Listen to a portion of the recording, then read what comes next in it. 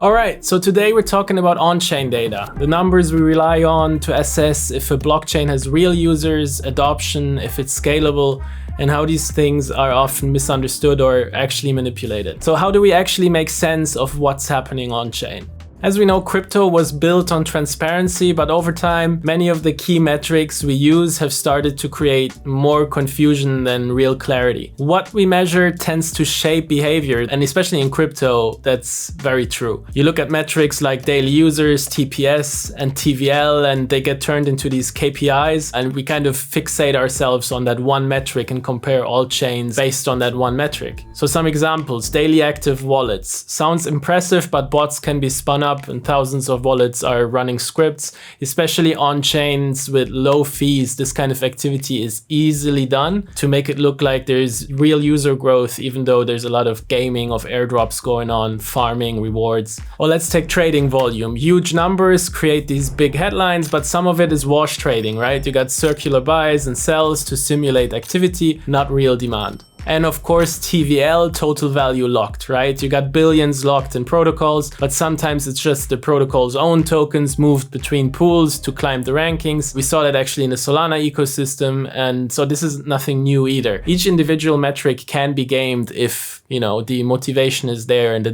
dedication is put into it. So one example is Blockworks researcher Dan Smith actually dug into 3.68 million transactions across nearly 3 million wallets, and it looked like massive user activity, but he showed how all of it was scripted. It was basically one wallet seeding hundreds of wallets with funds and then looping it back. And even TPS, right? Transactions per second, which is probably the number that's referenced most. On Bitcoin, the metric is quite straightforward, but if you have smart contracts, one transaction can be a simple transfer, the other one can be a complex DeFi interaction, so they're completely different under the hood, yet they both count as one. Beyond that, even TPS can be easily manipulated. Here's actually Polkadot lead developer Sean Tabrizi, who we had recently on the podcast, who explains this in a bit more detail. There's a saying in a law which basically says, as soon as you have a metric which is measured, that metric becomes flawed, because you can always gain measurements, right? You can always adjust your protocol or your test to make that measurement look really good. I think back in the day when we were talking about what TPS really meant, we were talking about just one transaction you can do on Bitcoin, which is like transfer the Bitcoin token. How many of those can we do inside of, a block or inside of a period of time, right? That kind of made sense.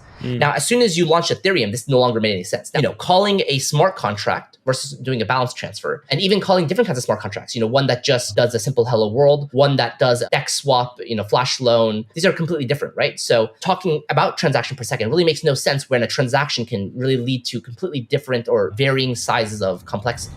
So if we want to actually understand what's happening on chain, we need more than just big numbers, right? And like this fixation on individual metrics. We need better questions. Like, for example, what are real users actually doing? How do we identify them? What incentives are driving their actions? Where are our current metrics missing the point? A few analytics tools are actually helping push things forward. You're probably aware of a lot of these names, but the one we're focusing on today is Flipside. Flipside makes on-chain data more accessible, not just for analysts, but also for entire communities. So they build dashboards to show what's happening on-chain. You can look at different dashboards, analyze the on-chain data to get a holistic view of things. They design quests as well, and they make it easier for networks to actually grow their user base with real activity and onboarding journeys. So let's take a look at one of those in action today. Our partner Stellar has actually teamed up with Flipside to launch a set of on-chain quests. The idea is to help new users explore Stellar's DeFi ecosystem, which is growing, and reward them for doing it. But it's not just about incentives, it's also about education. These quests walk people through the key steps from setting up a wallet to providing liquidity or trying out lending pools. And DeFi on Stellar has actually been picking up steam since Soroban, their smart contract layer, went live in 2024. So this is a great timely opportunity to familiarize yourself with a growing ecosystem. And if you haven't really used on-chain tools yet, it's even better, because on-chain quests, they're great to learn by doing, basically. And if you complete them, you can receive rewards as well. All right, so I'm going to show you quickly how to run through some of these onboarding journey quests of Stellar at Flipside. Just going to go on that website, flipsidecrypto.xyz, earn Stellar, go on the Stellar onboarding here. And then before you can do the first quest, you have to actually get a Stellar wallet like Freighter. For that, you'll find the tutorial down here, which shows you how to get the wallet. And also you have to deposit at least 1 XLM into the wallet, so it becomes basically activated on a ledger. Once you got that done, you can come here and click Connect Wallet. You'll sign into Flipside with an email and username, and you'll connect the wallet extension here. I've already done this, so it already says participating. So the first quest is bridging stablecoins from another chain to Stellar through Allbridge. It says a few steps here. You go on Bridge to Stellar, takes you to the Allbridge website. Here, in my case, I have USDC on Arbitrum and I want to get USDC on Stellar. So I connect my MetaMask wallet, which I already did. Then you can also connect Freighter. And then you type in how much USDC. It shows on the quests pages what the minimum is to pass quests. And then you basically click send, you'll sign it in your wallet, and it takes a bit of time, a few minutes actually. Once that's done and you see the USDC in your wallet, like so, you can come here and click down here on verify. I've already clicked it and now it is verified that I've done that first quest. This will also take some time, so maybe don't hang around. It might take 30 minutes to an hour. Then for the second quest, we'll swap USDC for XLM. So it says here, enter with the Stellar wallet. We'll click on it. We'll choose my wallet and then we'll go on swap.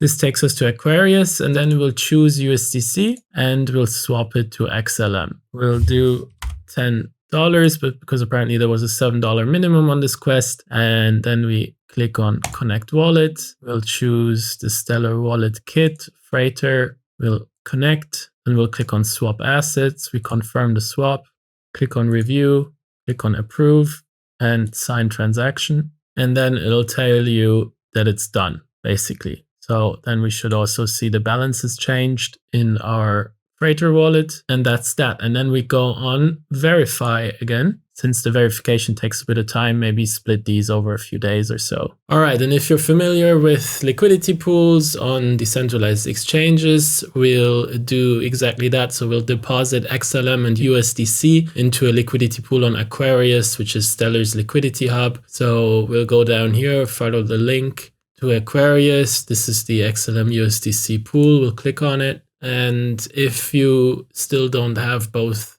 XLM and USDC in enough quantity, you can do a swap here. I do, so I go straight to deposit instead of doing a swap before. Here I'll do 40 XLM, which is $10. It said the quest had a $7 minimum, so that's what I'm doing. So we'll deposit 40 XLM and 10 USDC into this pool. Click on review, and we'll click on approve and continue. We'll click on sign transaction, and then it says deposit successful.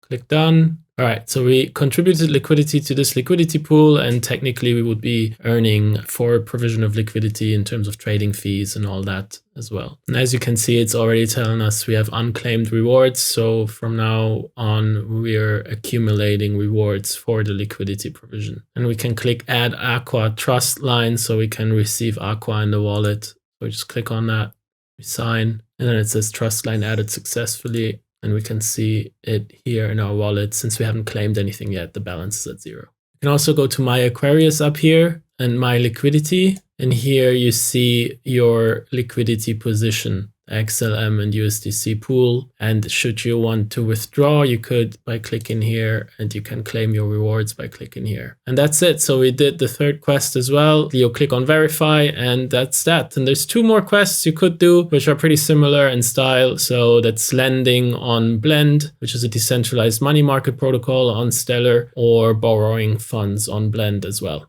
All right, that's pretty much it. Hope this was useful. I think it's good for learning how to do these things if you're interested in decentralized applications and using different protocols on chain.